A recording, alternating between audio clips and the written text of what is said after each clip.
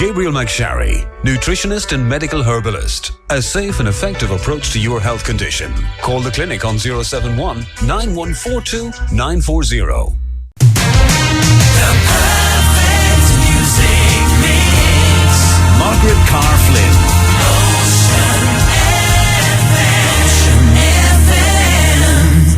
And you're very welcome along to Ocean Life on this morning's programme. Gabriel McSharry, medical herbalist and nutritionist, is in studio. Terry Prone of the Communications Clinic speaks to us about her new book, The Fear Factor, and we continue our focus on Letterkenny and find out about Ungrenon Theatre in Letterkenny.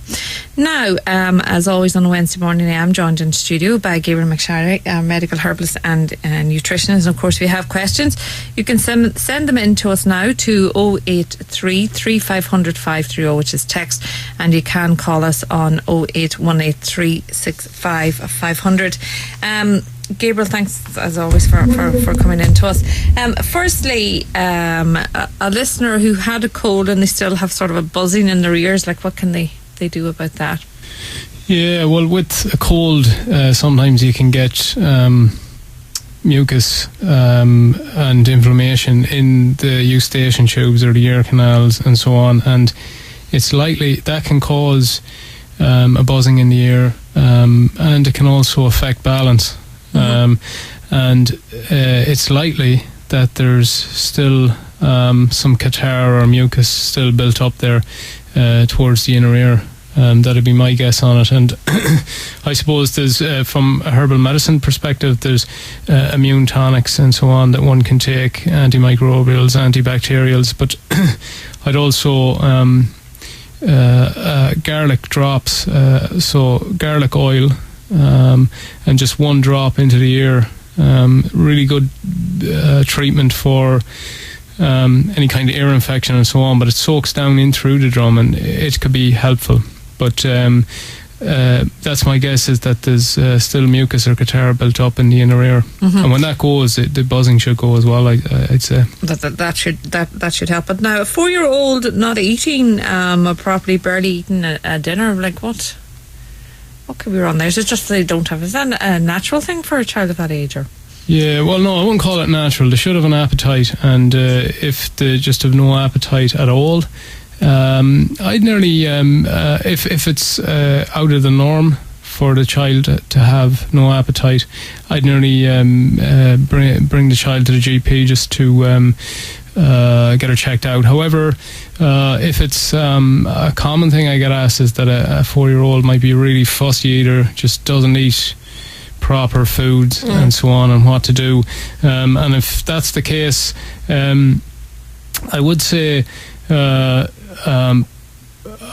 good procedure here is to really cut out altogether any junk foods or processed foods that the child might be consuming, and when they're eliminated totally, obviously the child will eat at some stage, should have an appetite to eat at some stage, and then give them real foods with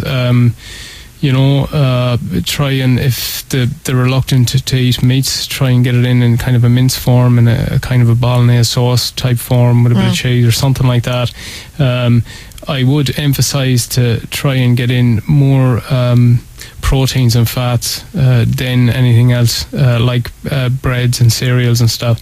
You're better off getting the child to eat things like cheeses, eggs, and meats, yogurts and milks, and see how that goes. But generally, sometimes people say, they're not eating their dinner, but they're eating loads of kind of junk, or drinking a lot of like cordial or sugary drinks and that can keep supplying the child the energy, and they just won't eat the main meals. Then I will say that if you want to if they just don't eat veggies, and some parents get that a lot, a way to try is vegetable juicing. I think it's quite profound. Vegetable juicing is a great way to get vitamins, and they're not always a lot of people think that they taste awful, but the likes of a 100% carrot juice, just made with a juicer. You get a juicer now for 30-40 euros. It's quite sweet. and it's a good way to get quick vitamins into the child and nourishment. But then you can play around and add a little bit of maybe a small bit of apple or some berries, but also maybe some greens and a little bit of beetroot or celery or something like that to get it in there. And that's a great way of getting nutrition into a child. Okay, watering eyes. No. Yeah, well, if it's just Is that the cold, maybe? Or? Yeah, definitely. The cold weather can make your eyes water. And I think it's kind of a normal response, to be honest. I'd say it's a kind of a protective mechanism by the body to keep the eyes hydrated when you're cold conditions. But so if it's only in the cold and when you're out, then it's possibly normal unless it's very, very excessive. If it's just all of a sudden out of the blue, I would look into things like the environment. Was there any kind of dust or foreign body get into it or anything that you may not have thought got into it? And that might be because a kind of a protective mechanism of the eye is to secrete tears to if there's an infection there, it takes it out, and if there's a foreign body, meaning like dust or something like that, then it can also produce tears, but definitely there could be an infection there as well.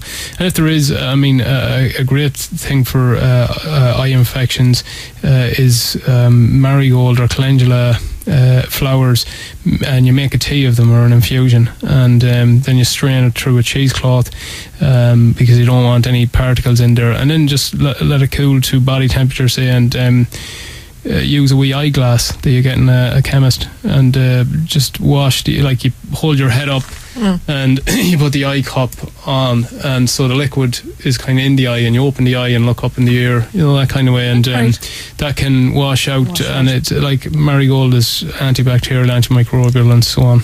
Okay, any cure for cramps in feet and for pins and needles in the hand constantly, says this text.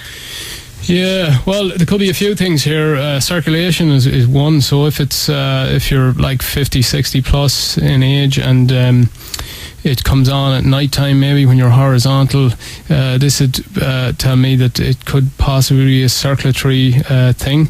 It can be many things, but I suppose a few things you can try maybe to see if it has an effect, and one would be magnesium. It's a mineral, and you can take a supplement form and take it at the high dose. So whatever it says on the bottle, take the highest dose it recommends, and give it a week or two and see does that improve it. And in that week or two also have Epsom salts baths, which is magnesium sulfate as well. You just absorb it in through the skin. So put about 3 cups of Epsom salts into a basin of water, dissolve it, and then add it to a bath and soak yourself in the bathtub. See does that improve it. If it does, then it gives you an indication that it could be to do with just lack of magnesium that can cause cramping. Other than that, it could be lack of circulation. Is there varicose veins there also, and is there a heart problem? Things like that you need to work out, but my guess it's either or. Okay, is there a cure for lichen sclerosis, is it? It affects around the uterus. Right. I need to look into that one, I'm afraid.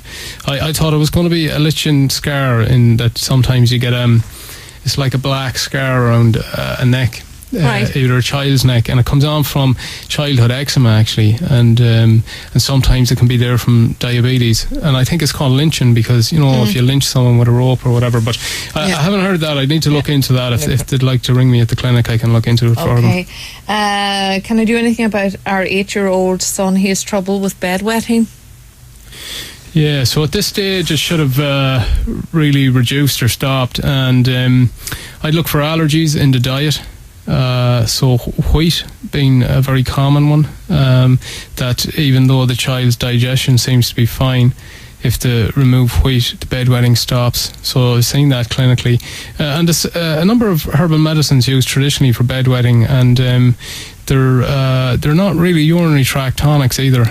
So they're kind of they're bitter herbs that work on the digestion, but they work. And so there's a few things I'd look into, but generally a full case history on that one to work out why. Also, anxious children tend to. Could the child be having dreams, or maybe something happening in school, or children who would be an anxious child, could tend towards bedwetting, and that could move into through the adolescent years. Where it'll normally subside, And I guess there's a few general things too. Maybe watch liquids after 6 p.m. And things like that. Okay. Marigold, the listener having problems getting it, want to know where they could get it. Can you get it in health food shops, or? I don't know, can you get the tea? At the clinic I have an organic flower, marigold flower. So I would get But there is marigold tea, is there? Well, I guess I call it a tea, but it's just the dried flowers. But if you can get marigold tea in a health shop, that'd be the same. And I'd look for an organic form. Other than that, you can give me a ring. I have it at the dispensary, but it's something that grows quite readily in Ireland in the summertime. And some people might actually have it, in their polytunnels. It's one of these herbs that's good for companion planting. So a lot of people put it in the outskirts of their polytunnels on the inside to either attract a pest or repel some sort of pest. But it's a good way to use for organic farming. Okay, what causes twitching in the eyes? This man has diabetes. Would that be anything to do with it? Could be related, yeah. So diabetes is a condition that affects the eyes. It affects the microvascules, so the small little veins that feed the eyes. So it could be related for sure, especially if someone has diabetes for a long time. Their peripheral circulation tends to reduce in their fingers and their toes, but it also affects the eyes. So if he's also having them symptoms, then it could possibly be the diabetes.